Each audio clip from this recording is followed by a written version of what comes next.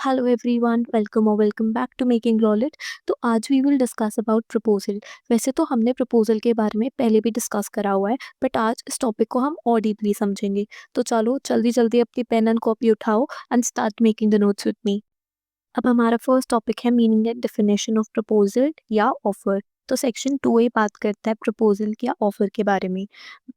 It says when one person signifies to another his willingness to do or to abstain from doing anything। मतलब यहाँ पे one person is telling the another person very clearly कि वो कुछ करना चाहता है या वो कुछ नहीं करना चाहता या वो सामने वाली पार्टी को कुछ करने से रोकना चाहता है। अब यहाँ पर मैंने इससे रिलेटेड एग्जाम्पल भी मेंशन करे हैं। फर्स्ट है टू डू से रिलेटेड। ए सेज टू बी मैं तुम्हें अपनी कार बेच दूंगा फॉर 5 लाख रुपीज। अब दूसरा है टू एब्सटेन। तो एक्स बोलता है वाई से अगर तुम मेरी शॉप के सामने अपनी शॉप नहीं खोलोगे तो आई गिव यू 50,000। तो वहां पे वो वाई को कुछ करने से रोक रहा है। अब second part of the definition says with a view to obtaining the assent of that other he is said to make a proposal। मतलब प्रपोजल तभी वैलिड होता है when the person who's making the offer is doing with the intention कि दूसरी party उस offer को accept कर ले। मतलब ए और एक्स की यहाँ पे इंटेंशन होनी चाहिए कि बी और वाई जो भी उन्होंने ऑफर दिया है उसको वो एक्सेप्ट कर ले। अब हमें ये तो पता है कि ऑफर क्या होता है, बट हमें ये भी पता होना चाहिए कि ऑफर के एसेंशियल एलिमेंट्स क्या क्या होते हैं। तो फर्स्ट एसेंशियल है टू पार्टीज, सेकंड है लीगल इंटेंशन, थर्ड है definite and clear terms, fourth है communication of offer and fifth है not a mere invitation to offer. तो चलो अब इन सारे एसेंशियल्स को थोड़ा डीप मैनर में समझते हैं। अब अगर आपने मेरी पुरानी वीडियोस देखी होगी रिलेटेड टू कॉन्ट्रैक्ट तो आपको इनमें से कुछ एसेंशियल्स के मीनिंग ऑलरेडी पता होंगे। तो हमारा पहला एसेंशियल है टू पार्टीज। अब ऑफर वैलिड तभी माना जाता है when there are two distinct parties. तो एक पार्टी होती है ऑफरर या प्रपोजर, ये वो पार्टी होती है जो ऑफर देती है, और दूसरी पार्टी होती है ऑफरी, ये वो पार्टी होती है जिसको ऑफर दिया गया होता है। अब हमारा दूसरा एसेंशियल है लीगल इंटेंशन। तो लीगल इंटेंशन का मतलब ये होता है क्या दोनों पार्टीज का इंटेंशन है to form a legal relationship with each other by entering into a contract. अब हमारा थर्ड एसेंशियल है डेफिनेट एंड क्लियर टर्म्स। तो जो भी terms are mention it should be clear and to the point, और confusion free भी होनी चाहिए। अगर ऑफर ही अनक्लियर है तो कोर्ट भी उसे इन्फोर्स नहीं करता है। तो अब फोर्थ एसेंशियल है कम्युनिकेशन ऑफ ऑफर। तो आपको इसके नाम से ही पता चल गया होगा कि ऑफर को कम्युनिकेट करना कितना इंपॉर्टेंट है। अगर ऑफर ही कोई नहीं पता होगा अबाउट द ऑफर, क्योंकि उस ऑफर की कम्युनिकेशन ही नहीं हुई है, तो उस ऑफर को कैसे एक्सेप्ट करेगा। तो इसलिए communication is must. Fifth essential है इंटेंशन टू ऑब्टेन असेंट। अब ऑफर देने वाले की इंटेंशन शुड ऑलवेज बी कि ऑफर ही उस ऑफर को एक्सेप्ट करे और वो एक बाइंडिंग कॉन्ट्रैक्ट बन जाए। अब किसी ने ऐसी लाइन बोल दी कि I might sell my car, तो इस स्टेटमेंट में हमें एक अनसर्टेनिटी दिख रही है, तो सच कैजुअल या mere remarks won't be counted as an offer. अब जो लास्ट एसेंशियल है that is not a mere invitation to offer. तो अब आपको ये समझना जरूरी है कि इनविटेशन टू ऑफर में और ऑफर में एक डिफरेंस है। तो चलो इस डिफरेंस को एक एग्जाम्पल के थ्रू समझते हैं। फॉर एग्जाम्पल ए गया एक शॉप में और उसने एक प्रोडक्ट देखा वहां पे और उसके साथ उसका प्राइस टैग अटैच था। तो क्या ये एक ऑफर हुआ? नहीं, ये सिर्फ एक इनविटेशन हुआ। एक्चुअल ऑफर तब होगा जब ए वहां पे जाके बोलेगा कि I want to purchase this product. अब हमारा नेक्स्ट टॉपिक है कम्युनिकेशन ऑफ ऑफर। तो सेक्शन 4 बात करता है इस टॉपिक के बारे में। तो part A of this section talks about communication of proposal. तो bare act says when it comes to the knowledge of the person to whom it is made. मतलब जब ऑफरी को इस ऑफर के बारे में पता चलेगा तभी हमारा कम्युनिकेशन ऑफ प्रपोजल पूरा हो जाएगा।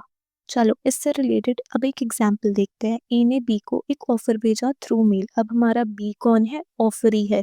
क्यों? क्योंकि उसको एक ऑफर भेजा गया है थ्रू ए। अब जब बी को इस ऑफर के बारे में पता चलेगा या उस ऑफर को वो रीड कर लेगा तभी हमारा कम्युनिकेशन ऑफ प्रपोजल कंप्लीट हो जाएगा। चलो जी सेक्शन 4 के पार्ट बी के बारे में डिस्कस करते हैं अब, which is talking about communication of acceptance. तो इसका first part is talking about as against proposer. तो बैराक्ट की language says when acceptance is put into a course of transmission to the proposer so as to be out of the power of the acceptor. मतलब offeree ने acceptance भेज दिया है और वो उसके कंट्रोल से बाहर चली गई है, तो उस मोमेंट पे communication is seen as completed. चलो इसको एग्जाम्पल के साथ समझते हैं। लास्ट पार्ट में वी सॉ ए ने बी को ऑफर भेजा था थ्रू मेल। अब मान लो बी ने उस ऑफर को एक्सेप्ट कर लिया और एक्सेप्टेंस वाली मेल ए को भेज दी ऑन August 1 at 10 AM। तो communication of acceptance gets completed at 10 AM on August 1 क्योंकि अब at this time it is out of B's power and therefore communication is complete against A। अब next है as against the acceptor और offeree. Again bare act की definition says when the acceptance comes to the knowledge of the proposer, मतलब acceptor या offeree के लिए ये communication तब कंप्लीट होगी when it reaches the proposer. Last अगर मेल वाले एग्जाम्पल को ही कंटिन्यू करें तो बी के लिए communication of acceptance gets completed when A receives the mail.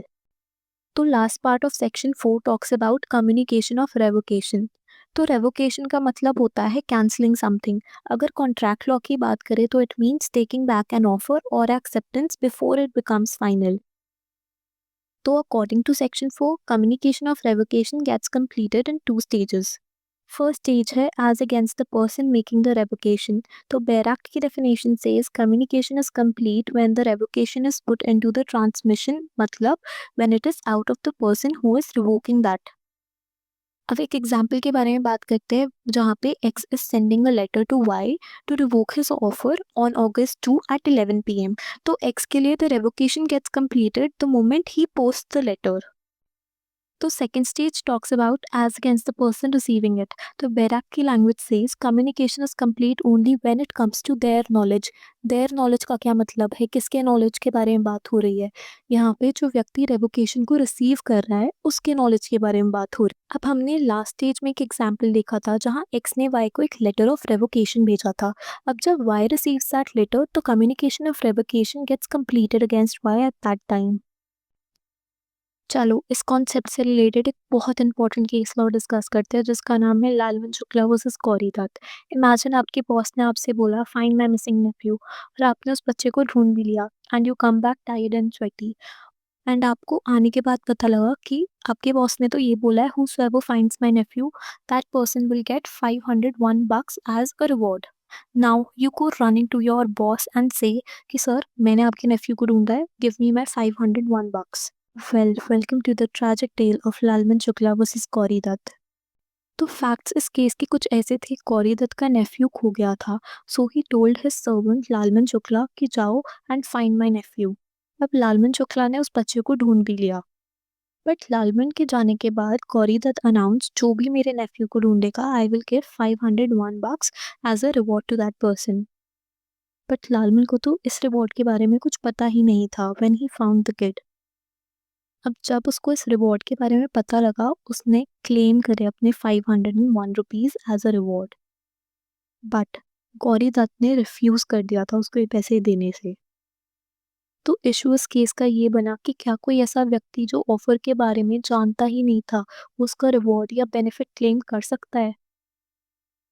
So the court said नहीं, Lalman can not claim that reward क्योंकि एक्सेप्टेंस तभी वैलिड होता है जब आपको उस ऑफर के बारे में नॉलेज होती है। दूसरा पॉइंट कोर्ट ने ये बोला कि there was no consensus ad idem, मतलब for a contract to be valid both parties must understand and agree to the same thing. अब थर्ड पॉइंट कोर्ट ने ये बोला कि लालमन ने ये काम अपनी ड्यूटी समझ के करा था, ना कि किसी ऑफर के रिस्पॉन्स में। तो गाइज ये था part 1 of proposal. Stay tuned for part 2 जिसमें हम और भी इंटरेस्टिंग टॉपिक्स कवर करेंगे। अगर वीडियो अच्छी लगी तो लाइक करो, शेयर करो और चैनल को सब्सक्राइब करना मत भूलना। तब तक के लिए पढ़ते रहो, सीखते रहो और खुश रहो।